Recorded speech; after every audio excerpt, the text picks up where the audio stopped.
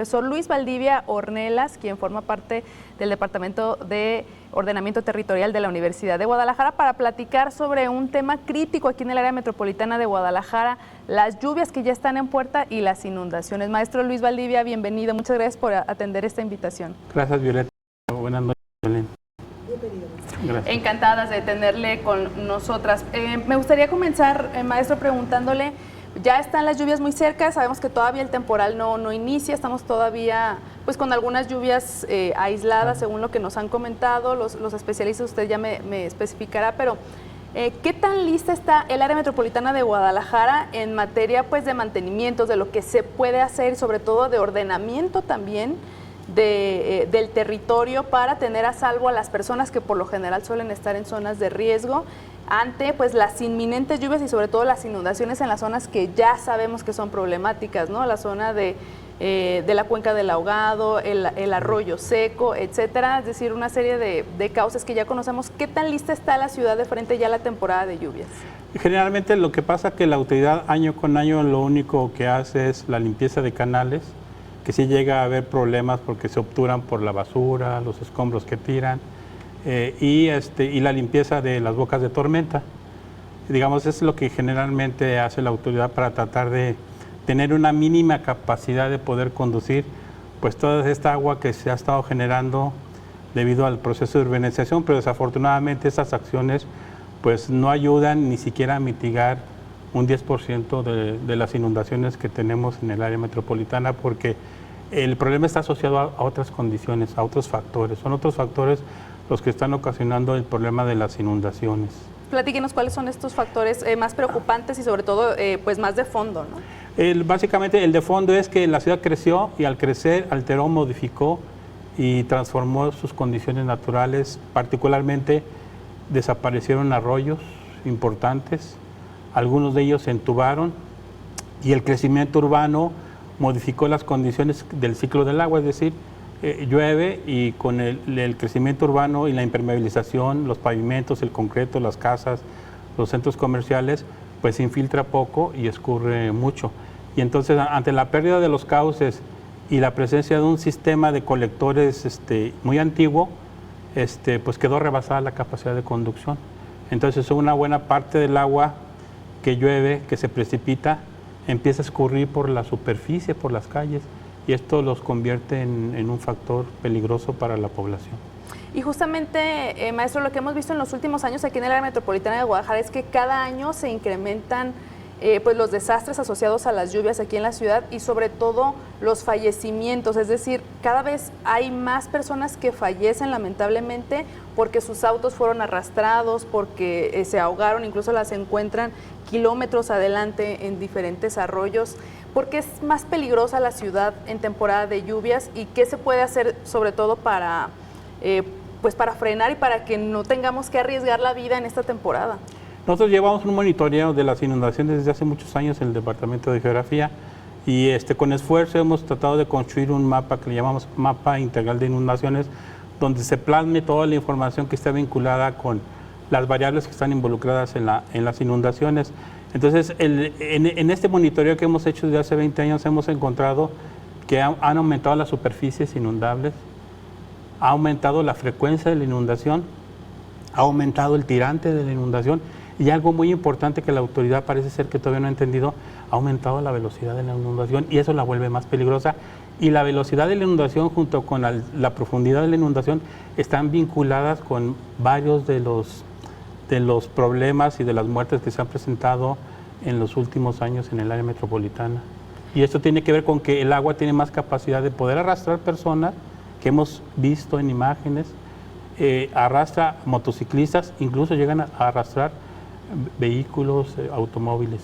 Sí, de hecho, ahorita con eso que comenta de la velocidad, uno de los casos más tristes fue el caso, recuerda, de un adulto mayor que murió en un paso a desnivel en un túnel, junto con una mujer que le asistía médicamente hace un par de años en Periférico y Servidor Público aproximadamente, sí. Que justamente fue porque cuando entraron prácticamente no estaba inundado y en cuestión de muy pocos minutos el agua subió a tal grado que los cubrió a los dos y fallecieron lamentablemente.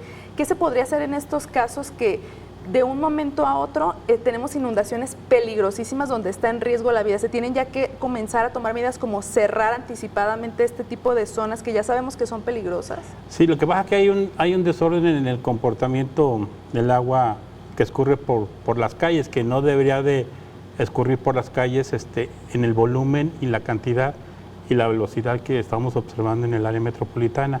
Entonces, y en los últimos 2 décadas, algún equipamiento urbano que se ha hecho ha aumentado, digamos, la peligrosidad de las inundaciones, y esto está asociado, por ejemplo, a los pasos a desnivel.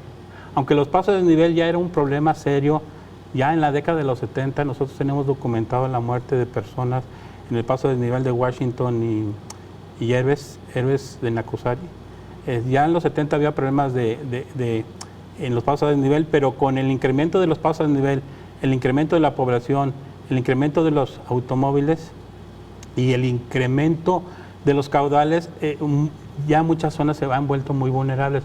Y particularmente estamos hablando de los pasos a desnivel, como usted menciona, el del servidor público, pero no nomás está el del servidor público, está el retorno del ITESO, que también colinda con el arroyo seco. Están los 2 pasos a desnivel que están en Patria y Américas, que colinda con el canal Patria. Entonces, hay muchas zonas que son peligrosas debido a que el agua, los canales o las calles traen más volúmenes y la inundación es súbita. Aquí no estamos viendo que la inundación es paulatina, sino la inundación se vuelve súbita en cuestión incluso hasta de 2 o 3 minutos. Por ejemplo, hay testimonios de la gente que le ha tocado la inundación en Avenida Patria, que no es que se metan a la inundación, sino la inundación les llega de golpe por esas condiciones que han sido modificadas de las características hidrográficas de las redes naturales, y vinculado también porque Guadalajara, las tormentas es algo normal que sucede en Guadalajara, no es un fenómeno atípico.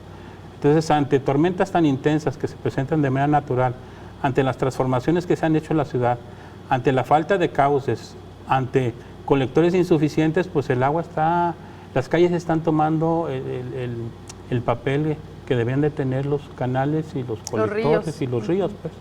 Entonces, hay una iniciativa por parte de... Nosotros estamos agrupados en un equipo que se llama Georriesgos. Tenemos una página donde subimos información con la idea de que se transmita a la población de manera sencilla, y hay una colaboración con el Colegio de Arquitectos y Urbanistas, donde la idea es poner señales, sobre todo en zonas más peligrosas. ¿Cuáles son las zonas más peligrosas? Los vados. Por ejemplo, los vados son las zonas... ¿Cuántos puntos tienen ustedes identificados, discúlpeme que lo interrumpa, como de más riesgo aquí en el área metropolitana, donde debería estar esta señalética? Bueno, tenemos 180, de las 580 zonas que tenemos identificadas como áreas inundables, tenemos 180 zonas peligrosas, y se caracterizan por ser precisamente pasos a desnivel, márgenes de canales, zonas bajas, y se agrupan en esas condiciones, y vados. Por ejemplo, tenemos algunos vados muy importantes porque luego se urbaniza, y entonces en la urbanización, en las márgenes de los canales, lo que hace que la gente empiece a moverse en esas zonas que desconocen, ¿no? Por ejemplo, en Santana Tepetitlán, donde esta chica el año pasado desafortunadamente murió, sí, pues son gente nueva que no conoce la zona y que transita por áreas peligrosas.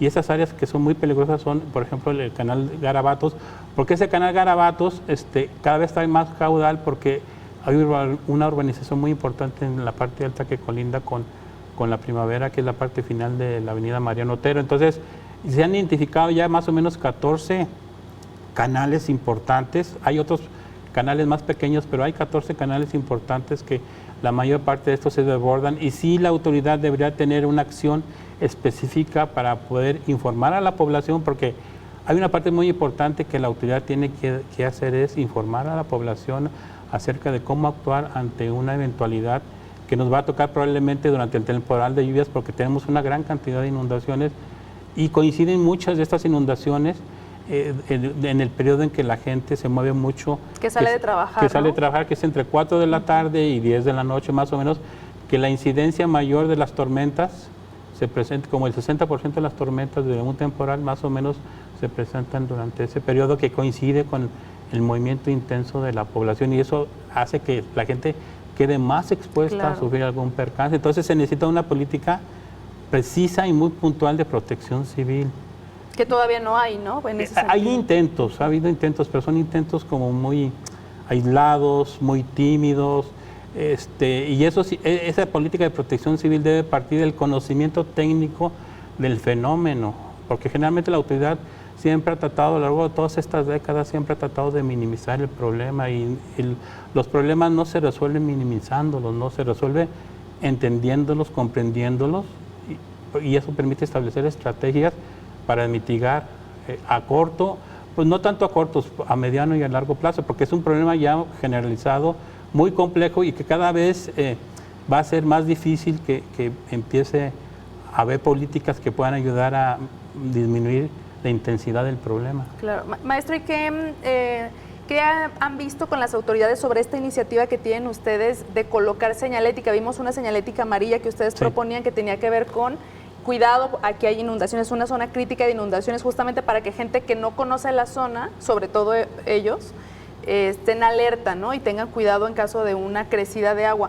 ¿Qué tan probable es que esto se pueda concretar, lo de los señalamientos? El arquitecto encargado, Jorge Fernández de Cádiz, ha estado en contacto con las autoridades en esta semana y estamos por definir, establecer una cierta cantidad de señales en algunos lugares para ver cómo se comporta la señalética, ¿no? Como un piloto, como un programa piloto. Exactamente. La idea es establecer un programa piloto en los siguientes días, particularmente en los vados, que son zonas muy peligrosas, y en las márgenes de los canales, porque aparentemente hay una política de poner alarma en los vados a desnivel, pero sí tendría que entenderse el problema de generación de la inundación. No es lo mismo, por ejemplo, la inundación que sucede en el paso a desnivel de servidor público y periférico, por ejemplo, a la inundación que sucede en el paso a desnivel del centro de la ciudad, que es Hidalgo y Alcalde. Son condiciones distintas.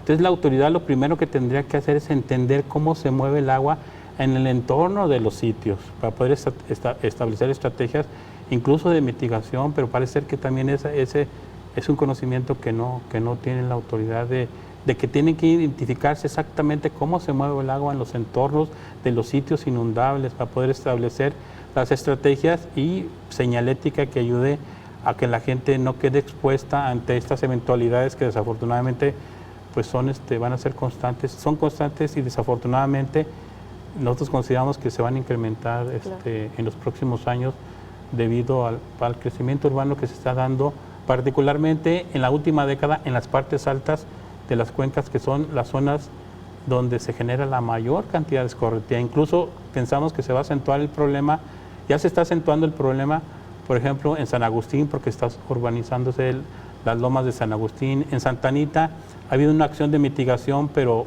la propia Santa Anita, la zona de Santa Anita, está incrementando los caudales en la zona de Lagunitas, en la zona del Garabato también hay inundaciones importantes.